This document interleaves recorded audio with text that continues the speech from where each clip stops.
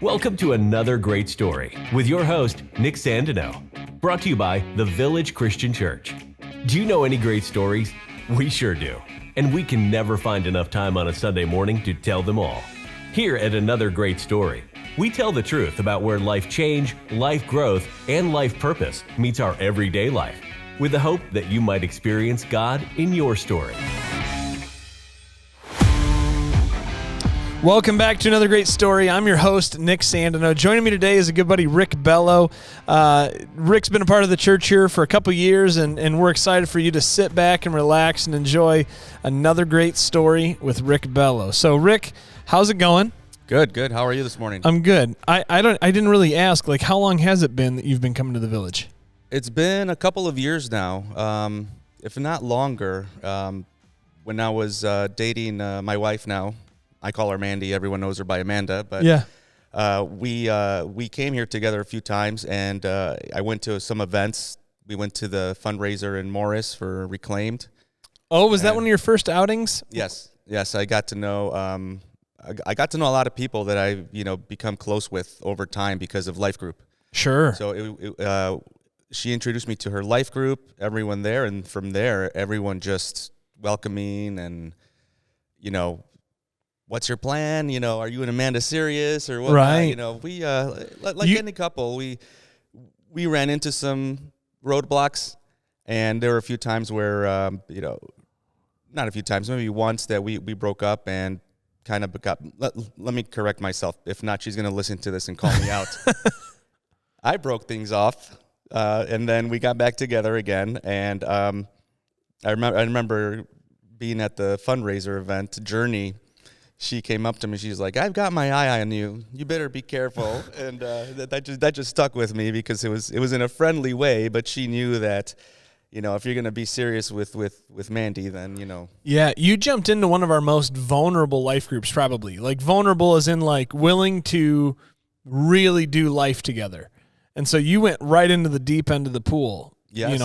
But you weren't from this area. Where'd you grow up? What's your story a little bit? So I grew up I was born and raised in Chicago, right on the north side of Chicago. In the city? In the city, by Addison and the Expressway. Yeah. So 3 miles west of Wrigley Field. Yeah. So that was my whole neighborhood, all the schools there. I went to elementary school. In 1991, we moved to Mexico City. Really? Yes. My dad got laid off from his job. He used to work as a maitre d' at Arlington Racetrack. Yeah. And he got laid off, so he had a bit of money saved up, and he said, "You know what? We have real estate in Mexico. Let's go to Mexico and try it out." At the time, we were Catholics. We were Sunday morning a.m. Catholics. My brother and I were both altar boys. Now, being in the city, was that Spanish-speaking or was that English-speaking Mass? It was English-speaking Mass. But were you raised bilingual? Yes. All through? Yes. So like both were in the home? Yes. And your dad obviously spoke a lot of English if he's a Yes. maitre d' at Arlington. Yes. Future home of the Bears, it sounds like. Yeah, it sounded like they're planning to finally do something there. Yeah. It's going to be like San Francisco. They're the San Francisco 49ers, but their stadium is way far away from the city. Oh, right. Yeah. But so we ended up moving to Mexico for 5 years. Wow. Yeah. I had no idea. That's why we don't over-prep these shows. Yeah. Because I had no idea you spent 5 years in Mexico. That's City. no, like, vacation. That's like you lived there. Yes. We were there for 5 years, and I easily go back and say it was the 5 years, worst 5 years of my life. Really? Yes. How old were you in 91 when you were going to Mexico? I was 10. Okay. Yeah, I was 10. I was born in 80, so my birthday's in November. So I was 10 because we went down there right around summer. Yeah. And so my dad had, his money saved up. We were doing all right, and things just quickly changed for us. We went from, you could say, living, middle-class family in the U.S., which compared to how we were living in Mexico would be considered luxury. Yeah. We went to Mexico. We ended up, kind of getting near poverty. And our meals were rice and beans every day for like when for a you while. moved there, it went from the highest of highs to like it. Yes. And dropped off in 5 years. Yes. Within 2 years of being there. Because your dad couldn't get work, or Well, he had an apartment building when I said real estate, but he wasn't able to rent any units. So funds kind of quickly ran out, and we had to, my dad had to adapt, and we were stuck with the rice and beans diet for a while. I'll never forget this because my brother, when we were going through that struggle, my brother made a comment, and he said, I would have much rather started having rice and beans and then gone up to have chicken for dinner. right? Versus coming from here, we had chicken fairly, often. Go down there, and it's not so much. But Wow. we there was a church, a Pentecostal Christian church, 2 blocks from where we lived, and we had these folks coming to talk to us. Hey, come to church, and at first we're like, no, we're fine. We're Catholic, and that's what we do. They kept insisting. So eventually we went, and my dad would always dress us up to go to church. So when we went to this church the first time, my brother and I were in full suits. Right. And we went to the youth groups, and they were all making fun of us. Like, who are these kids? Why are they dressed up like this? It's church. And we left. My brother and I left that first service, and we both said to each other, do you want to come back? He's like, no, I never want to come back. I said, yeah, neither do I. We ended up going back. We got involved with the church. We converted, and that's how I came to know Christ. That's how I you could say converted at the time. Yeah. We kept in touch with a lot of people from the church, and we one Sunday after service is when I went down to the altar, got on my knees, accepted Christ, and Wow. and the rest you could say it's kind of history, but there's a lot of history in between that time Oh period. yeah. I mean, Yep. that's crazy. So, talk to me a little bit about the cultural pieces of that, because you're an American kid by 10 years old. Like you're red, white, and blue American. Yes. And now you're in Mexico. What's that feel like among your peers? Like to have, were you a citizen then? Is there dual citizenship? Like, how's that work? It is dual citizenship because once we were born, my parents went to the Mexican consulate here and got us Mexican birth certificates. Yes. So that gives us both citizenship, dual citizenship. What's the culture receive you like? Is there like, what's the flip side of somebody immigrating from America to Mexico? Well, this was the 90s, so it wasn't that big of a deal, I guess you could say, but I'm a little tanner than most people, so Sure. I kind of blended in, but my Spanish wasn't the greatest. And Right. I actually had to repeat 6th grade in Mexico. Oh, So sure. When we left the U.S. in 91, I had just finished 6th grade. Mm-hmm. When I got to Mexico, I started 6th grade. Right. So I had to repeat that year. I had struggles. Things were different. It was hard for me to accept what had happened and what had changed. And at 10 years old, your brain's not fully developed. You don't know what's going on. Right. You don't know what's going to happen. And it was hard for me. There were a lot of times my mom would get a call from my school saying that I didn't feel well. And I think it was just the fear and anxiety of how am I here? Why am I here? And she would come pick me up, and we'd do it all over again for a while. Yeah. Eventually, I did cope with the situation and, adapted, I guess. Yeah.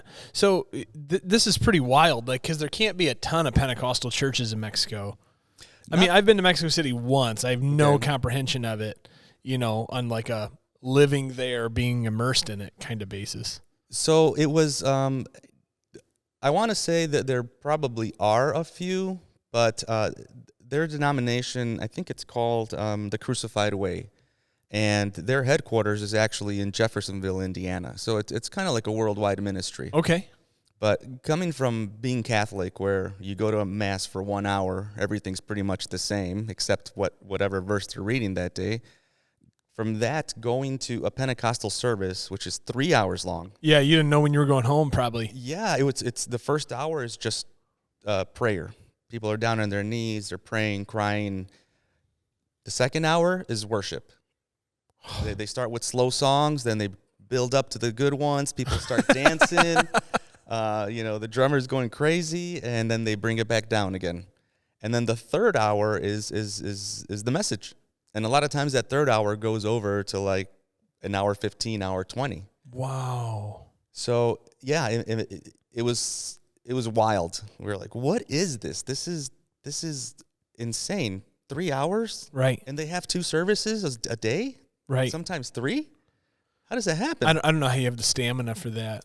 Yeah, it was it really showed us that there's a lot of different ways that people praise, I guess, and we ended up being part of it. Right. We ended up being part of it. So if we fast forward to 1996, my dad was a U.S. citizen. Yeah. Way before that, my mom was a resident. And she pretty much came back to the U.S. to renew her residency. Yeah. But she saw the struggle that we were going through in Mexico, and she kind of lied to us. She said, hey, you know what? They're not letting me renew it, so I can't come back, because then if I come back, I'm not going to be able to enter the U.S. legally. And we're like, oh, well, that sucks. What are we going to do? It's just going to be my brother and I and my dad. And, mom is mom. You want mom around. Right. Mom is the person, right? So she stayed behind. She ended up finding a babysitting job, live-in babysitting, and she saved money. She sent money to Mexico, and she brought my brother back first in August of '96, and then a few months later in November, she sent money, and then I came back to the U.S. in November '96. On my birthday, I arrived. Whoa. Yeah. So August to November. Yeah, so August, November, it was just me and my dad, and I didn't even start school that year in Mexico because we were kind of in limbo. We're like, yeah, well, like we're when gonna you go back. We're going to go back, but mom has to send funds, right? So got in and got back in November, and I started the school year a little late, but all my credits from Mexico did transfer over, and I caught up. I was already a year behind because I repeated 6th grade. Right. So I ended up graduating high school in '99 versus '98. But coming back to the U.S., it was kind of, I didn't practice my English very well.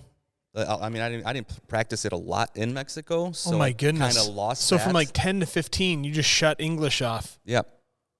That's wild. Yeah, I took English in school, but I knew more than the teacher at the time in Mexico. Right. Having lived here and going there, I just didn't have anyone to really practice with. Right. Coming back here, '96, You came back to Chicago? Back to Chicago. And we actually moved in 3 homes down from where we lived before. You're kidding me. Same neighborhood, yes. It was actually a childhood friend of my brother's whose family owned the house, and we rented up the 2nd floor. That's wild. So there was some comfort there because I knew what was around. I recognized stuff. I remember the park that I went to day camp with as a kid. Oh my goodness. Yeah, so that was nice. It was nice to have some familiarity. And coming back to my only experience with I got to speak one time. I went like 2 or 3 summers in a row and helped at this missionary retreat in Mexico, and I got to preach once at this little college church in Pueblo City. And it was the strangest experience because I had a translator. So I'm sitting by somebody like this, and I would preach. So you give like a sentence. But if you delivered a joke, you would see him process, say it, and then you would wait. Like, is that going to land? A lot of jokes don't translate like they should. Right. And it was like, it was the coolest experience to me. This sounds so naive, but to look at the pastor there was only Spanish speaking. So like I was a guest speaking through the missionary that had like helped them start. And to hear somebody pray, and at the time especially, I had no idea what he was saying, but I was like, he's talking to the same Lord that I'm talking to. And it was so crazy to me, like for my brain to just process like how the Lord works all over the place. Yeah. Like I would have never... I mean, you're serving here, and nobody's like, I bet that guy got saved at Mexico City at some Pentecostal church. Yeah. It's just really cool, like how God knits these stories Yes. together on this stuff. Yes. So here's on like a much lighter note, you leave Chicago as the Bulls are ascending. Yes, and I never got to witness Michael Jordan play live. Right. No, neither did I. Like, I'm sure that would have been a pricey ticket. Yes. But were you like aware? Like, were you like a sport fan? Were you like still a Chicago fan? Like, while you're there, did you have some allegiance to Chicago or? No more than what the clothes that I brought that had the Cubs or the Bulls or Bears on it. Right. That was it. My brother and I collected a lot of trading cards, which I still have to this, till this day. They're downstairs in the basement in storage. But baseball cards, football cards, and the '80s. Growing up, you had Walter Payton, you had the Fridge, and the Cubs, you had Sean Dunston, Ryan Sandberg. Oh yeah. So we have those baseball cards still. Yeah, Mark Grace. Yeah, Amazing Grace. Yeah, first base. Yeah, we grew up with following the sports while we were here. Obviously, over there, stuff doesn't get broadcast. It's NFL or MLB is not as big as it used to be. I visited Mexico a few years ago, and they'll have like regular Sunday games now, NFL games. Right. And they'll broadcast them. Yeah. I just heard rumor that Mexico City is this is weird in the weeds, but the NBA, the demographic they're reaching is like just behind us, like in the 20s to young 30s. Mm-hmm. It's the youngest fan base in all major sports, and Mexico City's fastest growing population is in that range. Okay.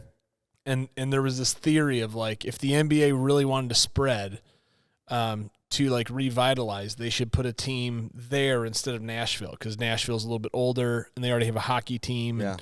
And, but they should go to Mexico City, and I thought, man, that'd be cool. Yeah. Like it's such a huge city. It is, yes.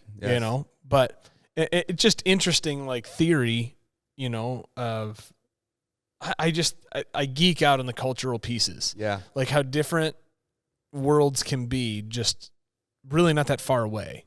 And it makes you wonder what things are like even further away. Right. Yes. And then if you just keep going south, yes. Or if you were to keep going north, or if you're, it's just like closed off. Yeah. From being able to see that stuff. Yeah. Like it's an interesting perspective that you didn't just like summer there. Yeah. you were like a resident, Yes. So you come back in 96, you're at this point high school? High school, I came back as sophomore. Yeah. Sophomore. What's that like? It was different, having your own locker. Like I never heard of that in Mexico. So, going to different classrooms for classes, it was all new to me. And we were still I don't want to say struggling, but we were getting by. There were a lot of kids that would show up and they're like, "Oh man, they have like really nice clothes." At the time, we were shopping at Goodwill. Yeah. Because that's what we could afford. And it's just, I look back on that and I feel those were trials that God put us through to see. Sure. To see, I have something better planned for you. This is just a season. And either I'm testing your faith or I'm trying to see what you do here and how you come out on the other end. Does your dad come back with you in November? He did. Yeah, with me he did. Yeah. What's he do for work then when he comes back? He did not do anything as far as work. He was narcoleptic. So I don't know what that is. Basically, narcolepsy, you fall asleep, and I can fall asleep right here just talking to you. Really? Yeah, so he ended up being on disability. Wow. Yeah, so then my mom was the breadwinner, you could say. But that church that was in Mexico, they had one here in Chicago. Really? So then we started going, and the same format, 3 hours. An hour of prayer, hour of praise and worship, and an hour for the message. Is this where music gets introduced to you? So, no, music got introduced to me as, 6, 7-year-old. The lady who played the organ at our Catholic church, she gave piano lessons, and you could say we were forced to take them. Right, Most kids don't really want to do that at that age. And so that's where piano started for me. And then in Mexico, that's where I picked up the guitar and kind of like self-taught the chords and little riffs here and there. And when I came back, in high school, I took drumline. So I kind of found the techniques. I didn't know what a paradiddle was. I didn't know what a flam was or an accent. And these are all drum terms that you apply them and they make sense. And so when I started going to church, I I was part of the worship team at church. Right. And I would play either drums or like here or keyboard. Yeah. And it wasn't until their guitarist, I think, one day didn't show up, and then I stepped in to play guitar. I mean, our worship services every week immerses you into some experience on worship. I mean, Absolutely. Like you were in the deep end. Your brother musical too? He picked up the guitar in Mexico, and he doesn't own one now. Yeah. And he just didn't keep up with it. But I feel it's like riding a bicycle. Once you know the basic chords, those chords stay with you forever. Sure. So and you have a lot of theory when you start on keyboard. Like you have such a different understanding of an instrument. I Yes. came to it reverse, where I started playing like after high school, just trying to bang through some worship songs. Mm-hmm. Like around a campfire, and then spending time with Sarah or Luke or just being around it for so long, Mm-hmm. like understanding the mind behind it, no capacity to reproduce it, but just seeing it, it would have made so much more sense. I should have taken them up in those piano lessons when they were offered when I was a kid. So I agree. Yeah, piano being the foundation of almost every instrument, applying it and seeing how they work, how it applies to the guitar is like, oh, that makes sense. Yeah. That's why this chord is here and this is here. Yeah. But the Christian artist, David Crowder. Yeah. I went to one of his concerts once, and he was saying, you only need 3 major chords and a minor chord, and then you can play any church song you want. Right. And it's true. It's true. It's very true. Christian music's got to be the easiest place to get involved with music. Yeah, it's pretty simple, pretty repetitive, and did nothing crazy with it. Yeah. Yeah, so... I played in church for a while, and then you could say that's kind of when I kind of stepped away from the faith a bit. I'd go to church here and there. I kind of wanted to find something else. I felt like that Pentecostal church wasn't for me. Kind of the reason for leaving the Catholic church was all the man-made rules, right? And so the Pentecostal church, they kind of have their own rules where they interpret the Bible to say certain things, like women need to wear skirts all the time. Yeah. Women should not be able to cut their hair or wear makeup, and that doesn't vibe well with me. Uh-huh. Right? So I kind of stepped away.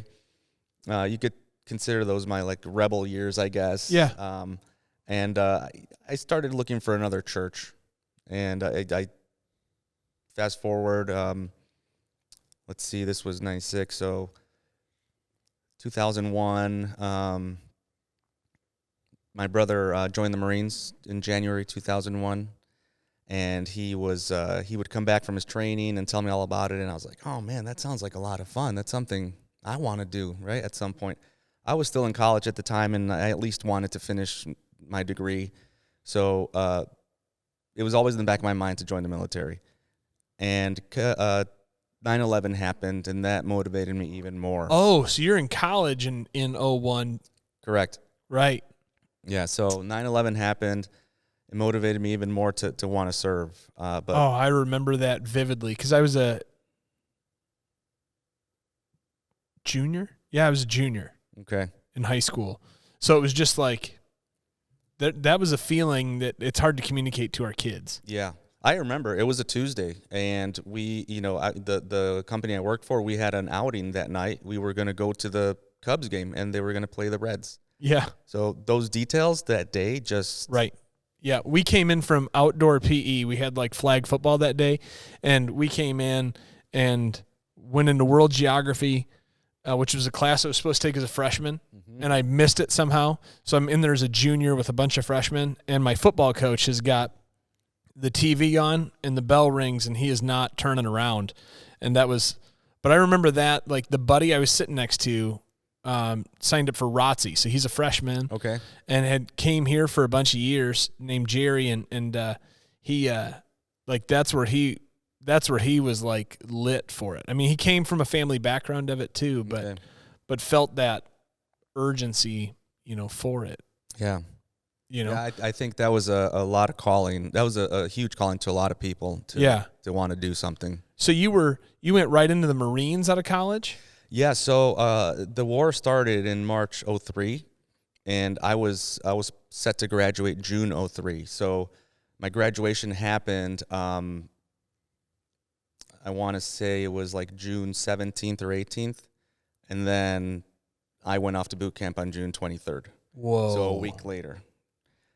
So went to boot camp, did the combat training, the specialty training, and then I checked into my reserve unit, which was in Great Lakes. And within a week of checking in, they said, we're activated, we're going to get deployed. So at that point, my brother, also being a reservist, was activated and getting ready to deploy. So this is, August of 2004. My unit gets deployed. We go to Iraq at that time. And then my brother, he gets deployed, and he arrived in September of 2004. So my mom was losing it.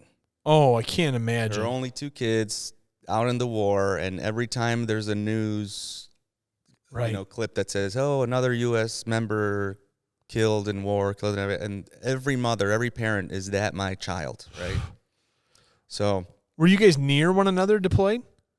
We were, I want to say, maybe an hour and a half away. And where were you? I ask that? Yeah, it was. I was at a couple of bases. One of them was Al Taqaddum, which is about 7 miles west of Fallujah. Okay.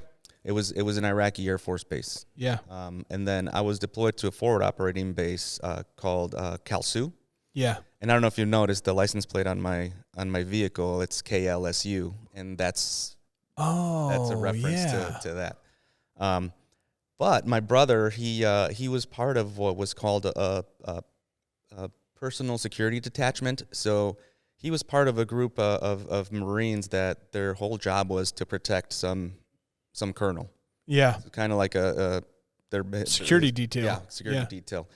And it just so happened that on one of the meetings the colonel had, it was on my operating base. So my brother and I got to see each other in Iraq. That's wild. 2-3 times. And yeah, it was so wild. Like we saw each other, and we were kind of speechless at the time, and we're like, can you imagine? We're halfway around the world and we get to enjoy this time. Right. It was insane. It's like a gift. It's like nobody would have that. I mean, you got to feel so lonely at moments. Yeah.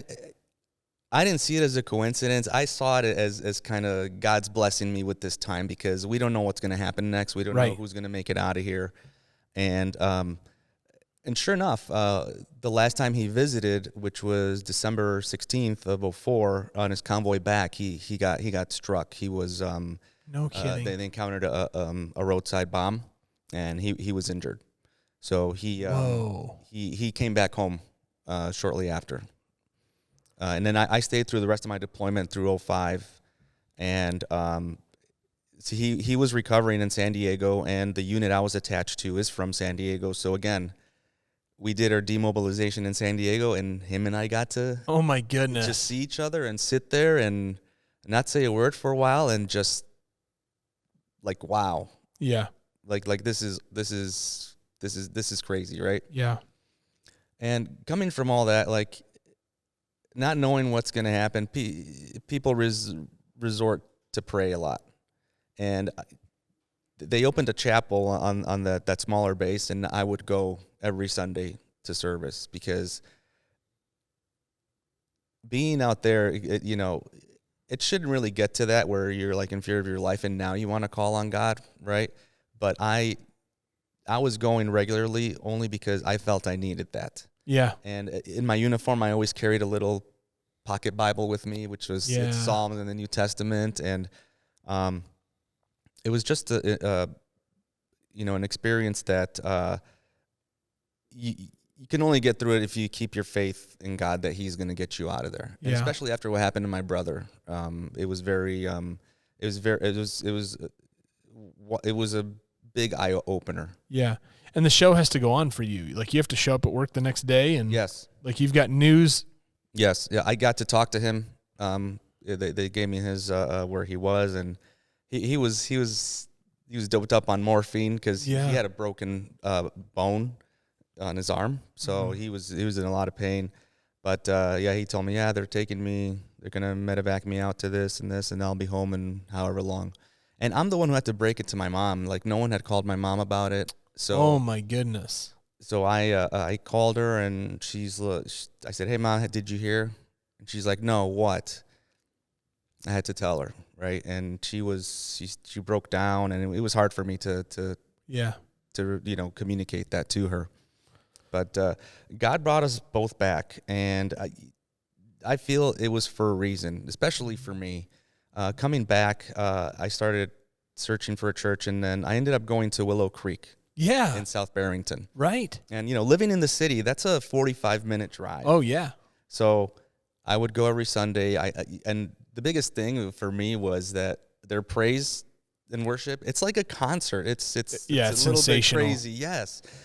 And after a while, I said I need to find someplace local, because I'm sure there's a local church that around here could, probably use or need someone who needs to, participate in praise and worship. So I found then right in my neighborhood there was it's Christian Community Church. Okay. So they're also kind of around the Chicagoland area. And so I started going there. And the whole praise and worship was always tugging at me. Like, right. I felt like that was God's calling to me to that's how he's calling me to serve somehow. Right. Right. I didn't play in any of those churches, but I still picked up my guitar at home, and I would look up the chords and the tabs online, and I would play along to the song, and it was always tugging at me. And then, when was it? In 21, I moved out to the burbs. I finally left the city. Yeah. And the whole time after the military, have you always been in like network security? Is that right? Yes. Ever since like the military, like that's been like the career. Even before I went to the military, like my degree is in networking. Yep. Computer networking. So even before the military, even before schooling, I had a job in computers. Yeah. So I'm one of those few people that actually do what they went to school for. Right. But yeah, that's what that's what I did in the Marines too. I did communications. Yeah. So are you still like a reservist like through after your deployment? Yes. And then I had an injury like 2 days before leaving Iraq, non-combat related. I had an ankle injury where I had I had torn ligaments. Yeah. So I had to have two surgeries for it, and it was taking too long to heal. So the Marine said, "You need to get out. You're not useful to us anymore." Yeah. So I was medically discharged in 2008. Okay. Yeah. Throughout that whole time, going through my life, I would tell people, I'm a Christian. I listen to Christian music, and that's really all I listened to the whole time, Christian music. Now, if you haven't guessed by now, my favorite band was Petra. Yeah, right. Because now my daughter's name is Petra. But I would listen to a bunch of different bands, and a lot of songs would always, I feel like they were talking to me, right? To come back. And there were so many times in my life where I knew I should have gone back and just wasn't listening. And I feel that, I don't want to say God punished me, but he definitely showed me that this is a result of your choices, right? This is you chose not to follow me, and this had to happen for you to come back to me to understand why I'm calling you. And when I fast forward to moving out to the suburbs, I found a church there that I liked. It was very close, but they also had I asked them how if I want to serve on the worship team, what's the requirement? Well, you have to be a member of the church. You have to be baptized here at the church, and you got to start there. And I wasn't baptized at the time. And sure. As you know, you baptized me. Yeah, that's right. Yeah, so it's not. I really don't know. Was that like the day before your wedding? It was. I knew it was something like that. Yes. And for me, it's not that I had anything against it. It's just something I put off. Yeah. Right. And I always believed I was going to do it. I just didn't know when. Yeah. And for me, I wanted to do things right. I know my wife had been baptized, and seeing how God worked in her life. That's a whole different podcast. Yeah. Of like what God, she just was looking for some people to hang out with, I think. Correct. Yes. Yes. You know? And she found such a community. Right. And seeing her go through that and hearing her story, it made me want to just firm up, double down, and say, I have to do this now, because now I'm about to get married and I'm about to serve on the worship team. And before I go up there, I want to make sure that this important step is taken care of, because I want to do things right before this marriage and before I serve. Right. And that's kind of how I made that decision at that time. Yeah. And it worked out. And then, Sarah has the Villies. Yeah. And the first Villy I got, she says, oh, Rick, I got baptized Thursday, married on Friday, and served on the worship team on Sunday. You did. Yeah. I mean, it was like the fullest weekend. I remember even talking to Sarah about that. I was like, are you sure you want to schedule him? Like the weekend, like there's a lot going on. Yeah, it was a very busy weekend. The Villies, I'm trying to think, like if I'm a listener to this and you don't have any idea what we're talking about, were you an Office fan? Did you know that? I am a huge Office fan. When I lived in the city, my friends and I would go to find bars that had Office trivia. Oh, yeah. And we would always win first place. You got to hang out with Mike Strunga and Pat Uglini and I, because we joke about it all the time, but they're Dundies. Yeah. The Dundee Award, Jared Baker, the worship leader before Sarah, started the Villies, like in lieu of that. That was all the way back to when we were meeting in the school. And he was really creative, and it's just grown. It just has carried on. Nobody even knows what the namesake's from. And I get it a lot. And what's funny is that one of the guys who works in the back, Steve Scranton. Yeah. So whenever he was called up, I was like, really? No one's going to say anything that his last name the is Scranton? Yeah, right? Yeah. It's like, Scranton, The Office. Right. It's like, I don't think anyone got that. Nobody even picked up on it. Yeah, no, they didn't. So, I mean, you started coming here. Did you start serving before, like all that happened so fast? Like you started serving. Well, I mean, like we geek out when you find out like you have somebody who knows how to play an instrument. But then when somebody says like I play a little bit of drums, keys, and guitar, you're like, oh man, you're here and we're church planting, so we're stripping this for parts and sending them west, sending them south, like so like the backfill. Like I don't even know if. What gets me whenever I record these stories is how interwoven overlapping stories are. Because Sarah's praying like we need some things here that we've lost. Like we've got tracks, but we like to fill a band and live worship and so like Sarah asks God for things specifically, and I swear he's like, yeah, we can do that, and he like sends somebody the next week. And you were one of those things where she'd been praying for a drummer and been praying for somebody on keys, and she's like, you're not going to believe this, and this just keeps happening. And I look at these stories, and people are like, well, here's what God's doing.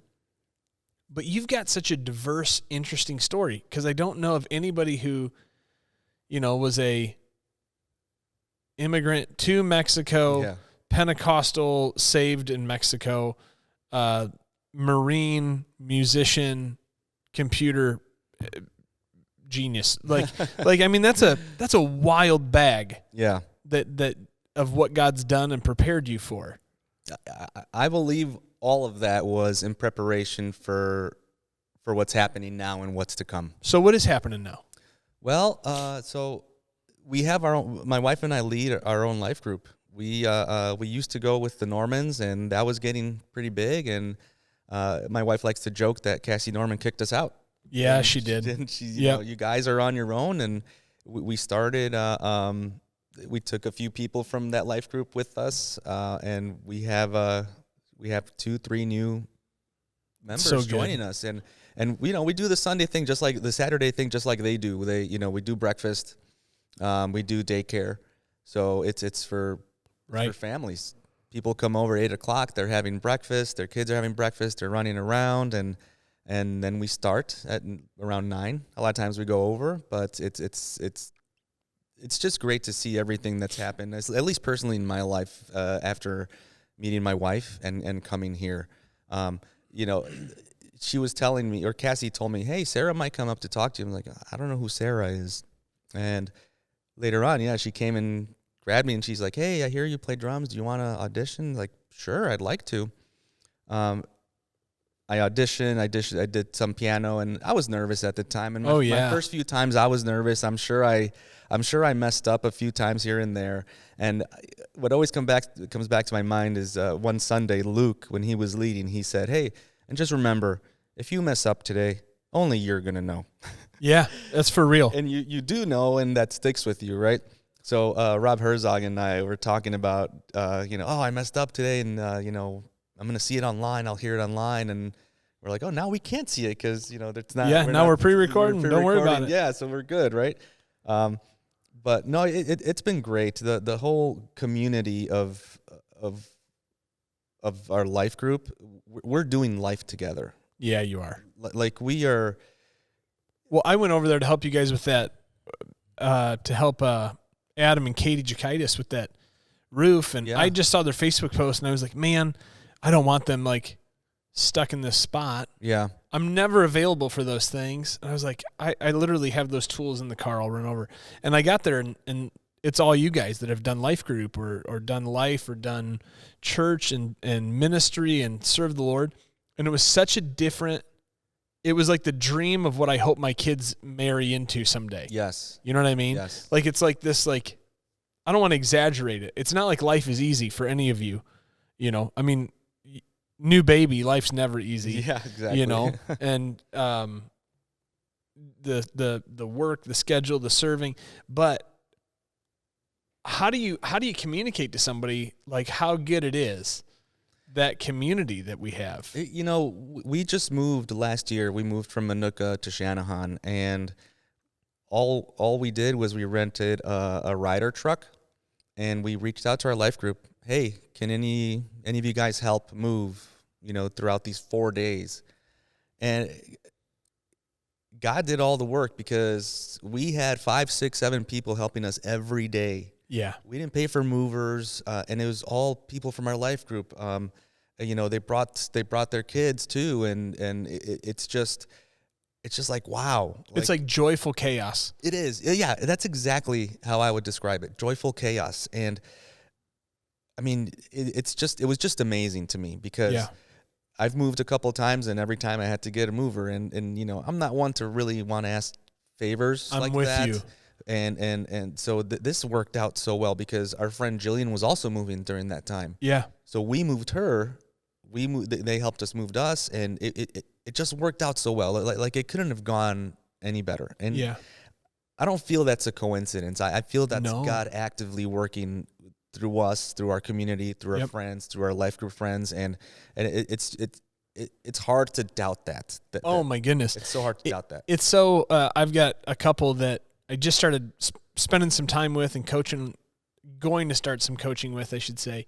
And it's like, how can I don't want to say sell this.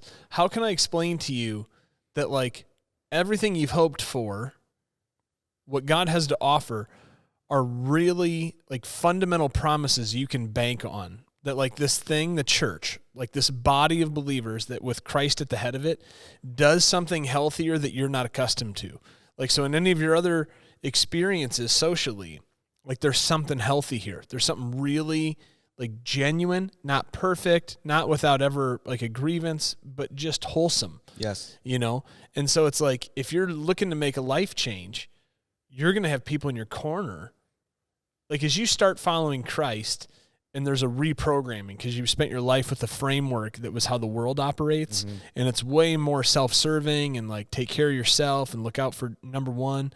Like when you flip that and you let the church start to download this different framework, all of a sudden you end up with 8 people in your backyard putting your pavilion together or, putting your gazebo together. Yes.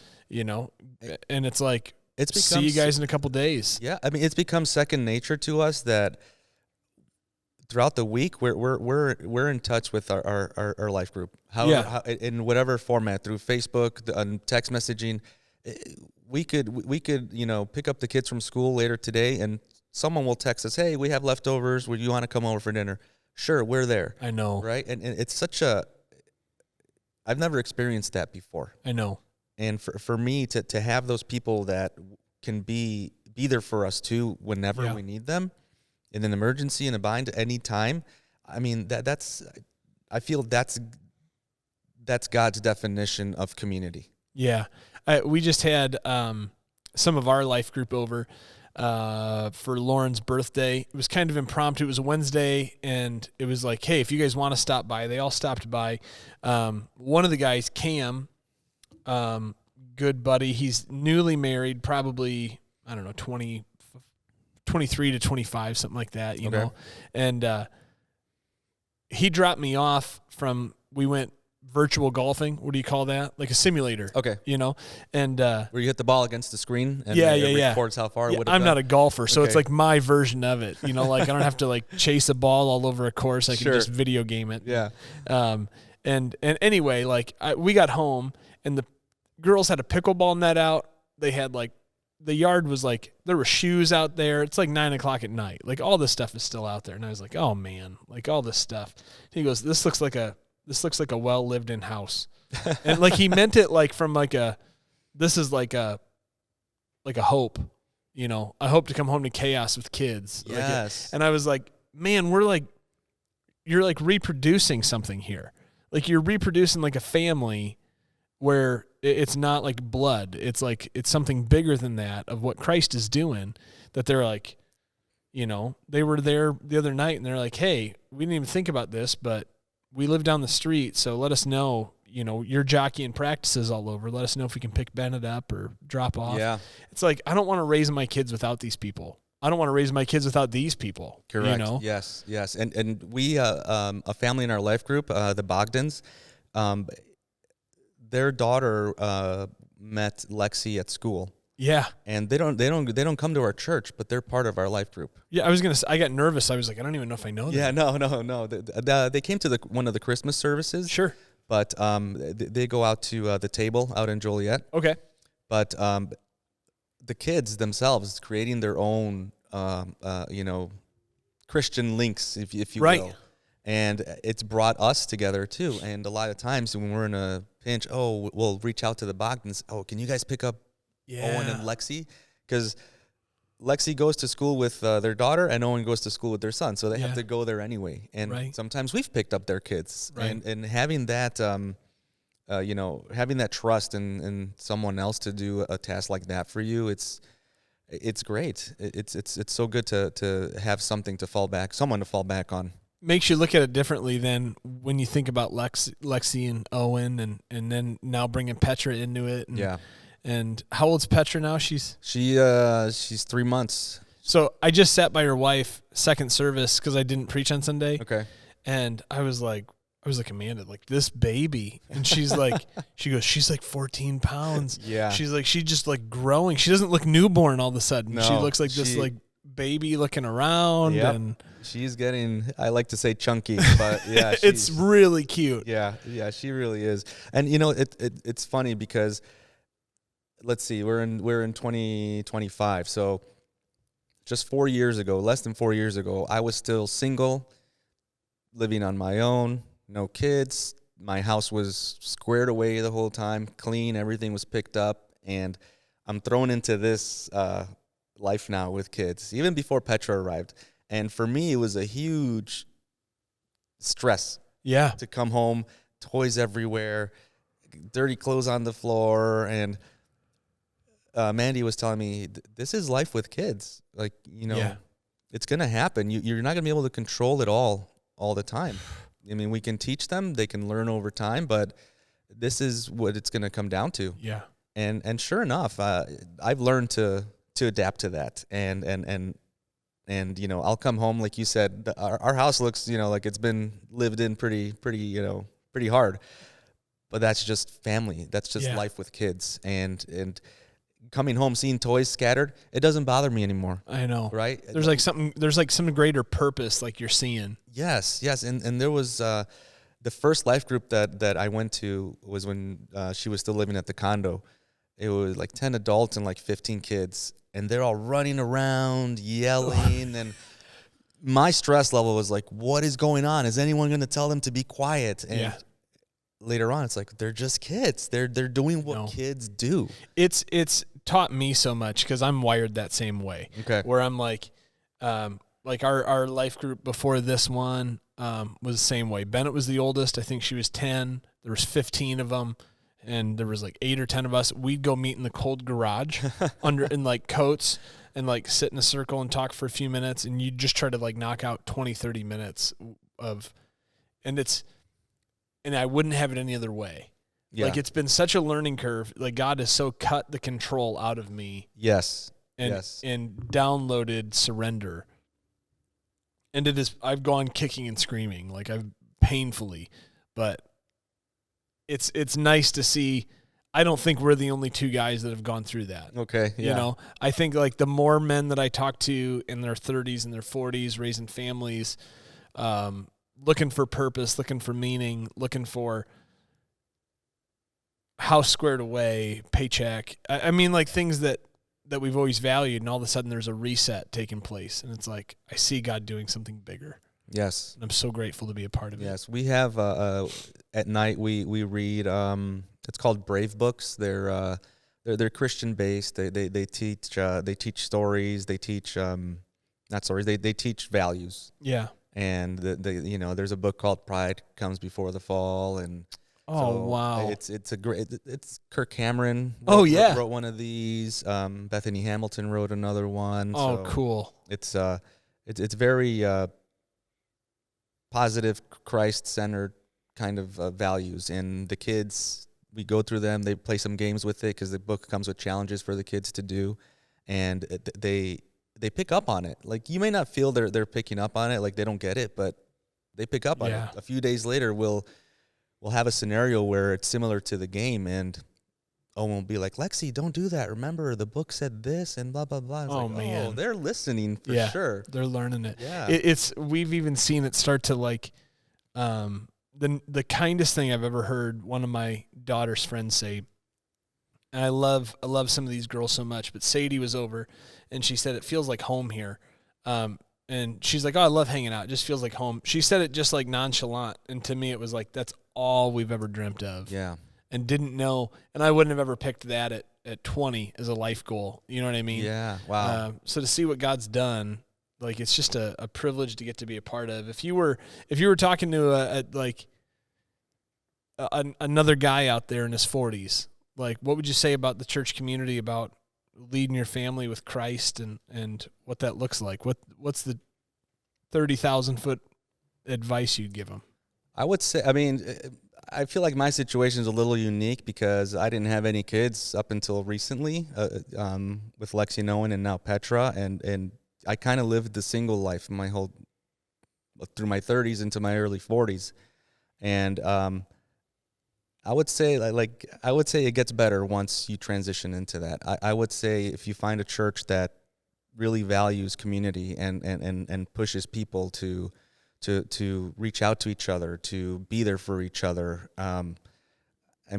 Just like God never fails, these people will come in your life when you need them. They will not fail you either. And we've seen that time and time again. And it's unbelievable to have that response from people you met a year or two ago. Right. And now you are just doing life together. And that's how we phrase it. We do life together. Yeah. And we always come up with ways to get together outside of life group, do things, hey, let's have a kids' day in the park and all the moms go and meet. And they've done that before with Cassie Norman. They've gone to the park. They set up appointments, and it's just great. The fellowship is there, and I feel that's how Christ is calling us to live and follow together.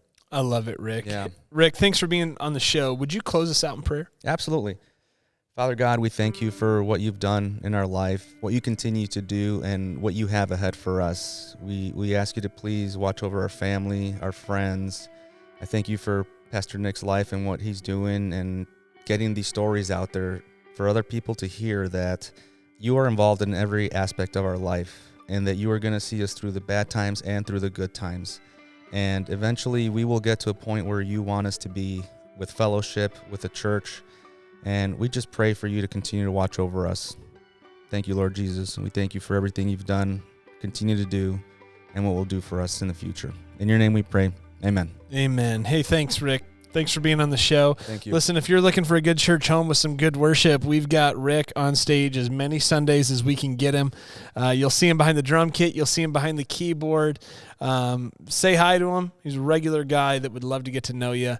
A great representative of what Christ is doing here at the Village. So until next time, we'll see you on another great story. Thank you so much for joining us for another great story.